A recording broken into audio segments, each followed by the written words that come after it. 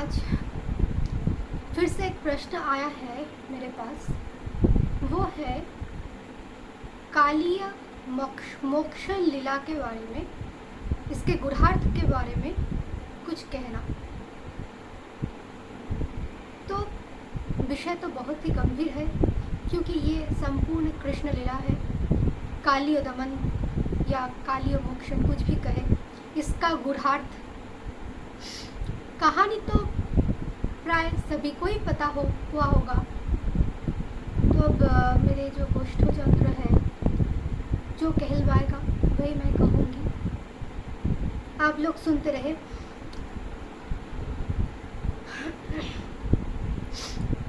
देखिए, ये संपूर्ण सृष्टि जब ईश्वरीय इच्छा से व्यक्त होते हैं तो पहले क्या होता है, दो शक्ति प्रकट होती है, एक काल शक्ति, दूसरा माया शक्ति। जब पुरुष इक्षण के द्वारा बाहर देखते हैं तो काल शक्ति प्रकट हो जाती है और माया शक्ति प्रकट हो जाता है उसके साथ, जो बहिरंगा है। और फिर जीव शक्ति बहुरूप में ईश्वरीय कल्पना द्वारा व्यक्त होते हैं। अब ये जो काल शक्ति है भगवान के, वही है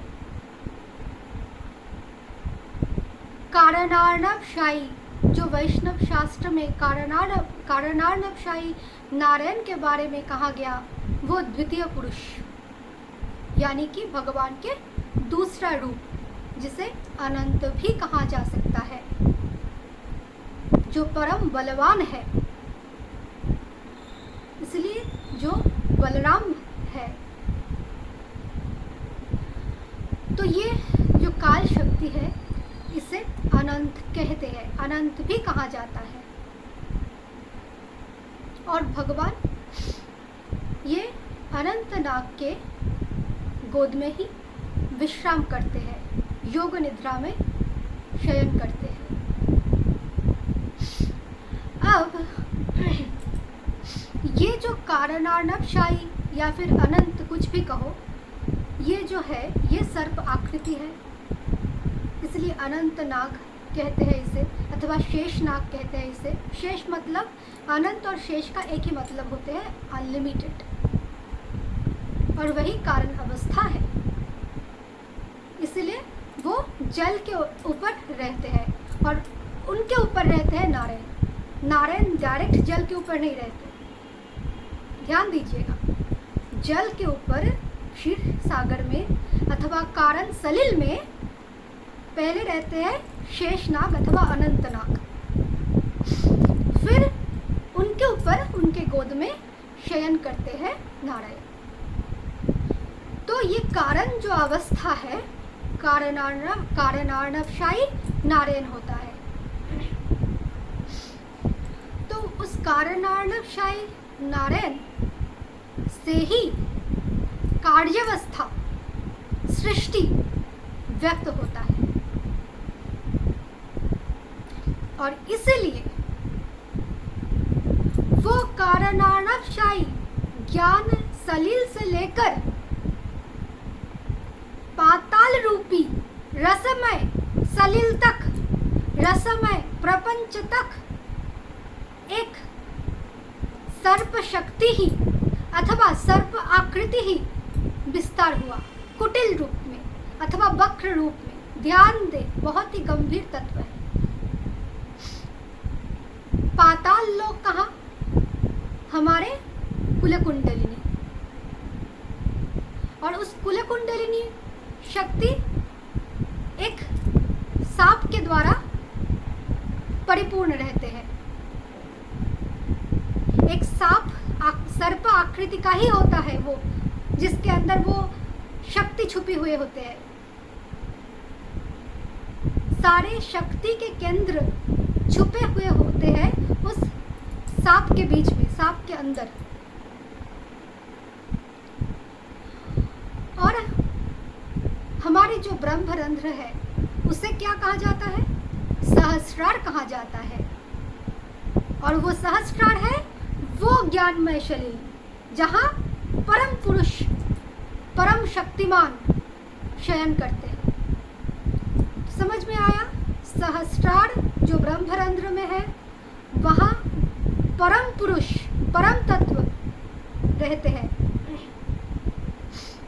वहाँ अनंत रहते हैं, शिव रहते हैं, कुछ भी कहो, परम ज्ञान रहते हैं। और एकदम जो हमारी कुल कुंडलिनी शक्ति है वो भी सर्प आकृति है, और उसके बीच में जो शक्ति जो सोर्स ऑफ पावर रहते हैं वो है आद्या शक्ति। ध्यान दें, अब ये जो सृष्टि हुआ, जो जीव बहिर्मुखी हो गए तो वो क्या करने लगे, वो उसे कैसे पता चलेगा इस सर्प के बारे में? ये सारे सृष्टि सर्प आकृति का है, ये कैसे पता चलेगा? देखिए, सर्प के भाव कैसा होता है? कुटिल होता है, विष फैलते हैं। अगर किसी सांप ने किसी को काट दिया तो वो विष जाके उस व्यक्ति को धीरे धीरे अचेतन कर देते हैं। और ये सृष्टि रूपी जो सर्प है वो भी कुटिल रूप से जीव को बाहर की ओर, अपने स्वरूप भुला के बाहर की ओर विकृत कर दिया। ये सृष्टि विकृत कर दिया। इसलिए ये माया का जो आकृति है, माइक कोई भी विकार है, वो सांप के आकृति का ही है। और ये भी विषय रूपी विष फैलते जाते हैं जो कि जीव भोग करते हैं और धीरे धीरे अपने चेतना को खो बैठते हैं, अपने परम स्वरूप को भूल जाते हैं। इस सांप के मुंह से निर्गत निकला हुआ विषय रूपी विष को जीव निरंतर भोग करते करते अचेतन हो जाता है, अपने स्वरूप से च्युत हो जाता है, बहिरंगा समझने लगते हैं अपने आप को, अज्ञानी बन जाता है और बार बार मृत्यु लोक में ही भटकते रहते हैं। सांप के डसने से जैसे अंत में मरते हैं कोई, वैसे ही सारे जीव मृत्यु लोक में भटकते हैं इस सांप के द्वारा। सांप के विष का ये इफेक्ट है। तो अब तत्व में प्रवेश कीजिए। जैसा कि मैंने कहा, सारे सृष्टि वक्र आकृति अथवा कुटिल आकृति अथवा विकृत है, इसलिए इसे सांप कहा जाता है। अब आते हैं तत्व में, जहाँ कालिय नाग के बारे में कहा गया। तो हमने सुना कि कालिय नाग जो है बहुत ही विषैले है। 101 फन है इस कालिय नाग का। और ये जो कालिय नाग है, इसे कौन देख सकते हैं? ये किसे परेशान कर सकते हैं? अब ध्यान दीजिए, जिस नर के अंदर, जिस नर के हृदयाकाश में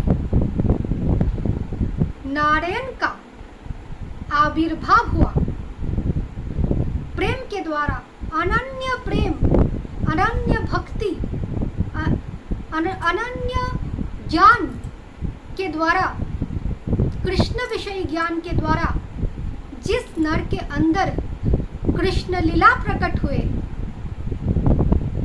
और वो साधक चरम परम कृष्णाकर्षण में विभोर हो रहे हैं, तब उसी साधक के अंदर ही वो कालिय नाग प्रभाव विस्तार करते हैं। अथवा ये समझो, कालिय नाग का प्रभाव वही साधक समझ पाते हैं और उसके लिए ये सहना असहनीय हो जाता है, क्योंकि अब जो साधक कृष्णानंद में विभोर है, वही साधक अनंत काल से ये कालिय नाग का 101 फन में ही अभ्यस्त था, वो कैसे, अब समझिए। कालियानाग का 101 फन का अर्थ समझे। हमारे 10 इंद्रियां हैं।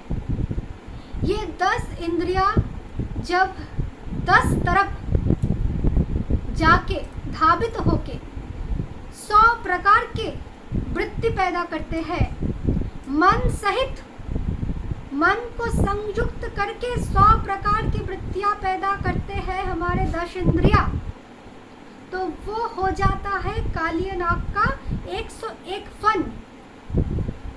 101 फन। अब वो साधक अनंत काल से अभ्यस्त रहे हैं इस कालियानाग के द्वारा।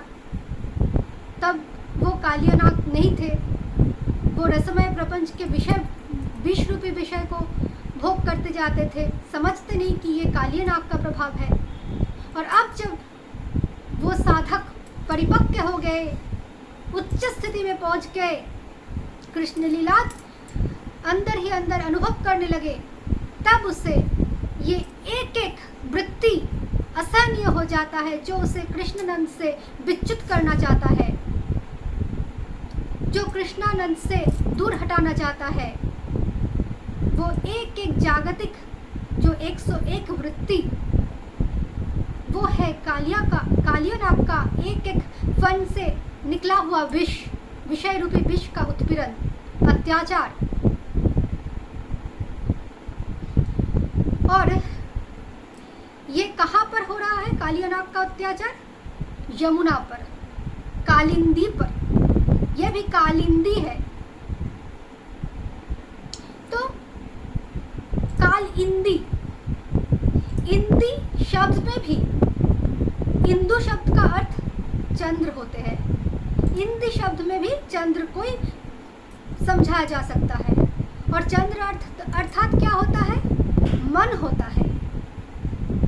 काल इंदी, तो जो मन अब श्री कृष्ण प्रेम और भक्ति द्वारा और अनंत प्रकाशमय ज्ञान द्वारा कृष्ण में लीन हो गए, कृष्णानंद में विभोर हो गए, तो वो जीवन यमुना बन गए। अर्थात उसमें यम का अधिकार नहीं हो सकता, क्योंकि जम तो काल, महाकाल का भी अधीन है। तो जो भगवान के भक्त है, काल तो उस पर अधिकार नहीं जता सकता, यमराज तो उस पर अधिकार नहीं जता सकता, क्योंकि जम तो एक अनुचैतन्य मात्र है। इसलिए वो उस यमी रूपी अथवा यमुना रूपी वृत्ति का, जीवन का अधीन हो जाता है, वशीभूत हो जाता है। इसलिए वो जीवन रूपी जो प्रेम में यमुना है, उसमें ही जहाँ पर भगवान लीलाएं कर रहा है गहराकाश में, अंदर जहाँ श्री कृष्ण के प्रेम भक्ति को, वो श्री कृष्ण के अनंत लीलाओं को वो आस्वादन कर रहे हैं, वहीं पर वो कालिया अनंत काल के प्रारब्धवश किए गए पाप पुण्य का संस्कार को जता रहा है 101 इंद्रिय के द्वारा, 101 इंद्रिय वृत्ति के द्वारा। तो जब भक्त ऐसे कष्ट में रहते हैं, तो तब तो भगवान को सहायता करना ही पड़ता है, क्योंकि भगवान तो भक्त के लिए व्याकुल रहते हैं कि भक्त कब अपने स्वरूप को पहचाने, जीव कब अपने स्वरूप को पहचाने। अनादिकाल से भटक रहे हैं जीव। तो तब जाके क्या होता है, जो जब ये सहन करना, ये इंद्रिय वृत्ति का विकार सहन करना असहनीय हो जाता है साधक के लिए, तब भगवान उस दहराकाश में हर एक वृत्ति, जो वृत्ति विषय की ओर जाना चाहते हैं, उस वृत्ति में, उस फन के ऊपर अपने कृपा रूपी चरण कमल स्थापन कर देते हैं। और जब भगवान अपने कृपा रूपी चरण कमल उस विषय रूपी वृत्ति की सिर पे अथवा वृत्ति के ऊपर धारण करते हैं तो वो वृत्ति दमन हो जाता है, वो वृत्ति कृष्णमय हो जाता है। जब वो जगत में, जैसे वो अनादिकाल से जगत में था, वो जगत के ओर ही जा रहा था, कृष्ण ने क्या किया, भक्त के उद्धार के लिए उस वृत्ति के ऊपर अपना कृपा रूपी चरण कमल रख दिया, तो वो वृत्ति बन गया अब भगवन्मय। ऐसे 101 वृत्ति में जो वृत्ति विषय की ओर धावित होना चाहता है, तो भगवान क्या करते हैं, उस वृत्ति के प्रति भी कृपा कर देते हैं, उस वृत्ति को घुमा लेते कृष्ण की तरफ। जैसे कि आँख अनादिकाल से संसार की वस्तुएं देखना पसंद करते हैं।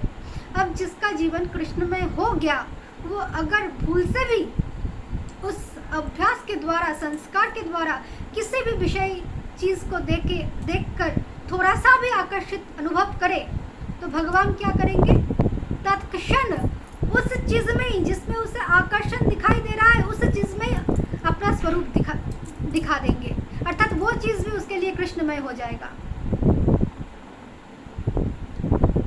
जो कान अनंत काल से विषय की बातें सुनने में अभ्यस्त है, थोड़ा सा भी वो कोई भी विषय की गाना भी सुने, विषयी गाना भी सुने, तत्क्षण वो वृत्ति कृष्ण आके वो अपने ओर घुमा लेंगे, वो गाना भी समर्पण हो जाएगा कृष्ण के लिए। ऐसे हर एक वृत्ति जो 100 वृत्ति मन के साथ युक्त होके प्रकट होते हैं, जो विषय की ओर जा रहा है, कृष्ण तत्क्षणात वही वृत्ति को अपने ओर घुमा लेंगे। और इसी प्रकार जब सारे वृत्ति थक जाएगा कृष्ण से युद्ध करते करते, तब वो सारे वृत्तियां कृष्णमय हो जाएगा, और तब वो शरीर जाके दिव्य बन जाएगा। वो शरीर साधारण सामान्य साधक का नहीं रहेगा, तब वो शरीर कृष्णमय हो जाएगा, हर एक इंद्रिय वृत्ति कृष्णमय हो जाएगा, भगवन्मय हो जाएगा, वो अपने चित स्वरूप को पहचानने लगेगा वहां पर जाके। और अब दूसरी बात समझो, यहाँ तक शायद समझ में आ ही गया।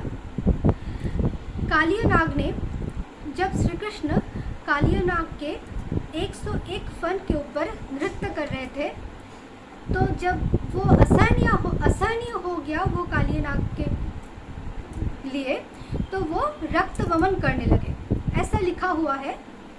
तो इसका अर्थ आप समझे। देखिए, जीव अनादिकाल से रजोरूपी रक्त को स्वीकारते हुए ही जीव भाव को प्राप्त हुआ, रजो को स्वीकारते हुए जीव भाव को प्राप्त हुआ।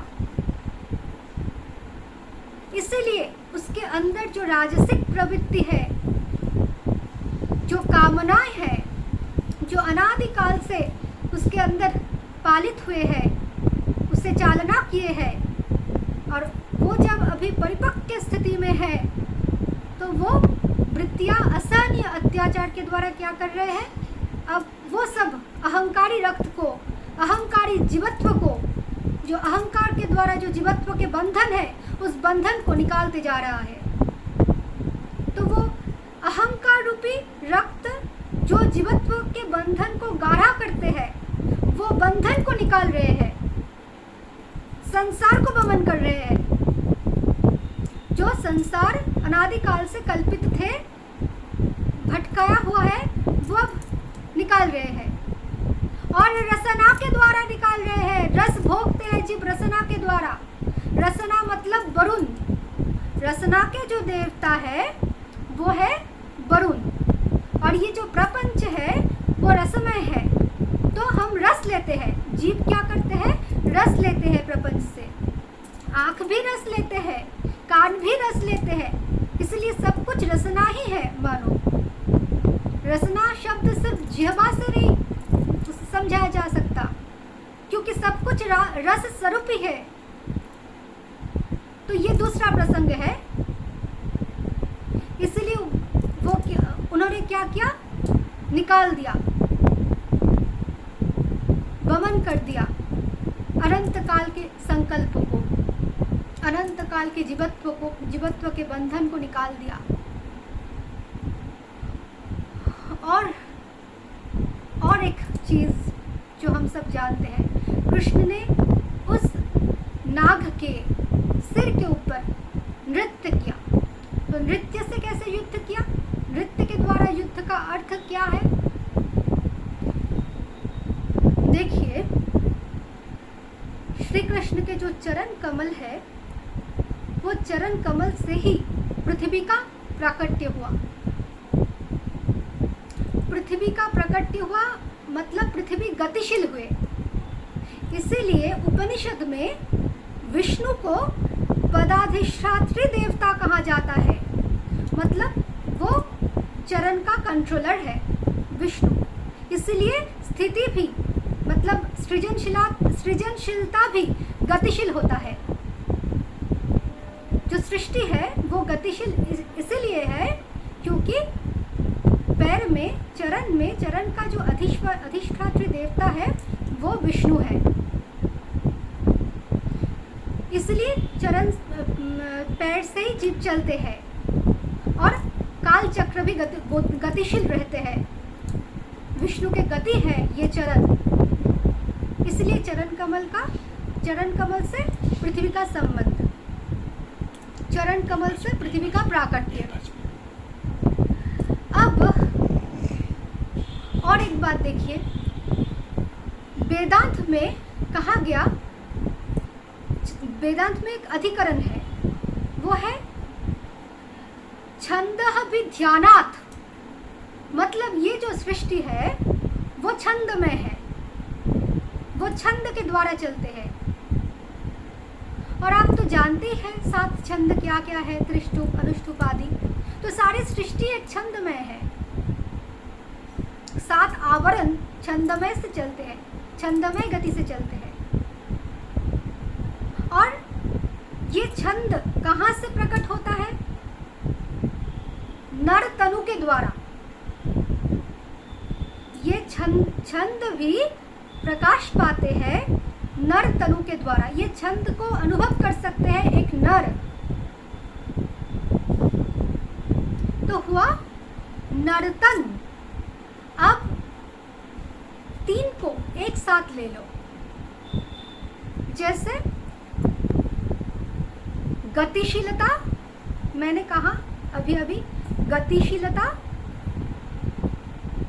दूसरा छंद और तीसरा नरतनु। अर्थात क्या हुआ? नरतनु के द्वारा प्रकाशित कंपमान अथवा चलमान कोई भी वृत्ति ही छंदमय है। इसलिए नृत्य शब्द भी, ध्यान दीजिएगा, नृत्य शब्द के अंत में जो जफला है वो भी सर्प आकृति का है, अर्थात व्याकृत है, विकृत है। तो उस विकार को हटाने के लिए भगवान ने उस नर तन के ऊपर नृत्य किया, नर तनु के ऊपर नृत्य किया, नर तन के एक एक वृत्तियों के ऊपर नृत्य किया। तो ये हुआ कालिया नाग दमन के एक गुढ़ार्थ। और देखिए,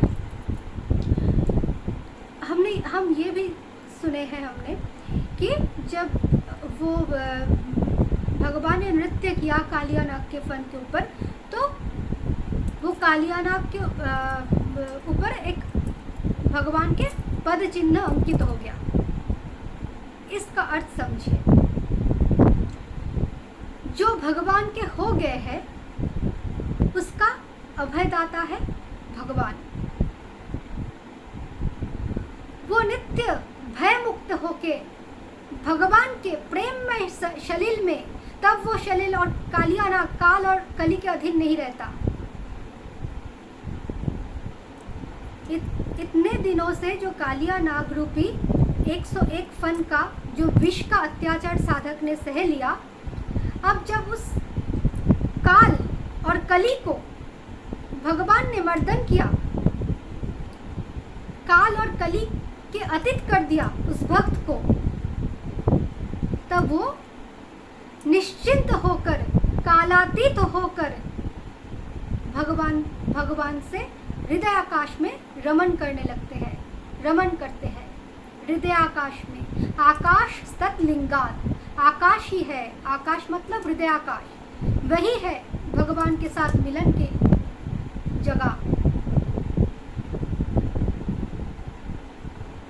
तो इसीलिए वो कालिया नाग भी चले गए रमणक द्वीप में यमुना छोड़ के, अर्थात उसे जमुना, जीवन रूपी जमुना का, जमुना में और जीवत्व का और काल का कोई भय नहीं, वो जीवन मुक्त हो गए और भगवान के साथ अनंत आनंद में मग्न रह गए। तो ये हुआ कालिय दमन का गूढ़ार्थ। बहुत ही संक्षेप में मैंने कहा, इससे ज़्यादा कहना संभव भी नहीं। धन्यवाद।